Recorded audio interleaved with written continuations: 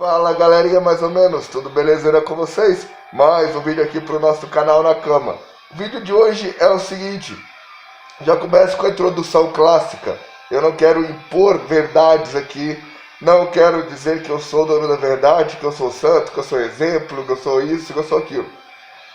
É só uma troca de ideias, que é o... para quem gosta de filosofias, história da humanidade, teorias de conspiração, etc e tal. Então, a parada que eu quero propor hoje é a seguinte: a gente pensar, usar a mente para pensar e comparar o que sabemos da história da humanidade em relação a datas, em relação a calendários, por exemplo. Porque nós sabemos o quê? Que estamos no ano de 2017 do calendário gregoriano, que entrou em vigor no ano de 325 após a morte de Cristo. Mas, ou talvez tenha sido no ano exato da morte de Cristo. E entrou, assim, o Papa Gregório quis, e arbitrariamente impôs que era esse calendário gregoriano o correto, a contagem correta de tempo, de acordo com o ponto de vista humano. Ele contratou astrônomos, estudiosos da época, porém, naquela época, se alguém falasse algo contra a igreja, era herege, era decapitado, era morto. Então, os caras tinham que falar, aceitar do jeito que o Papa Gregório estava falando, que ele que sabia que o correto seria essa contagem de tempo que temos de hoje. E nomeou o calendário gregoriano nome próprio para se vangloriar, né, que era o representante de Deus na Terra e tal, que ele tinha certeza que ele sabia como contar o tempo aqui na Terra. Porém, nós temos também a questão do Império Romano, que existem vários fatos e documentos que ainda sobreviveram ao tempo, né? E o Império Romano, o que acontece? Já tinha 3.000 anos e poucos passados do calendário juliano, quando aconteceu essa troca do calendário juliano para o calendário gregoriano. Então, a civilização ali do Império Romano, que dominou a Europa inteira, parte norte ali da África, onde há o Egito, que até teve uma época que era o Império Egípcio, mas esse Império Egípcio acabou perdendo a batalha e se tornando ali parte de Roma também. E depois, 2.000 anos atrás, mais ou menos, o Império Romano desapareceu na história. Ficou restrito ao Vaticano. E só. E o Vaticano, um território ali com leis próprias.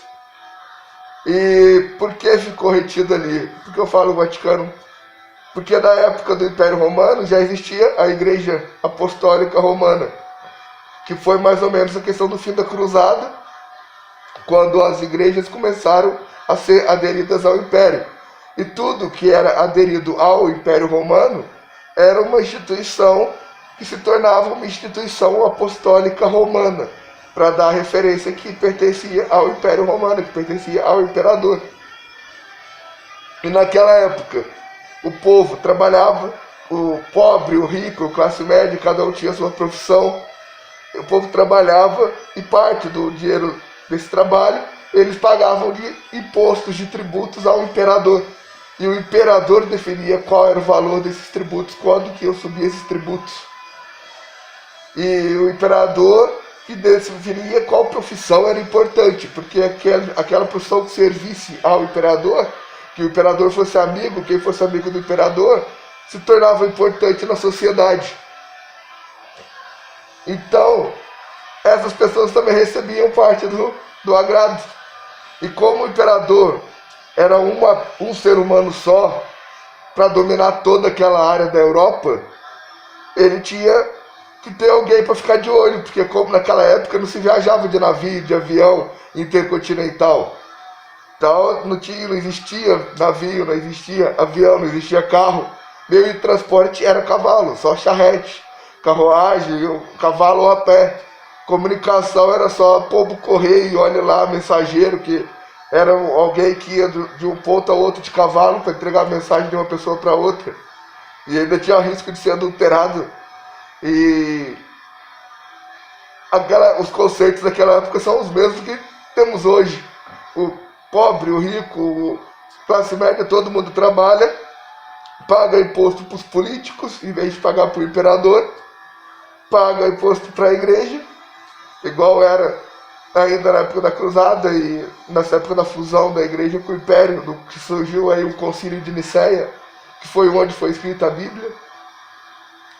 E agora o povo continua pagando para a igreja tem poder acima das leis da terra, que a igreja são os representantes de Deus na terra, independente da religião e da interpretação de Deus e cada religião cria aí, lendo as coisas que foram escritas na Bíblia, justamente nesse concílio de Nicéia, que foi o que? Documentos, os manuscritos dos apóstolos, manuscritos de Jesus, juntamente com o que queriam os imperadores, que estavam na época do Império Romano. Então, o que o Império Romano queria? Se manter-se no poder.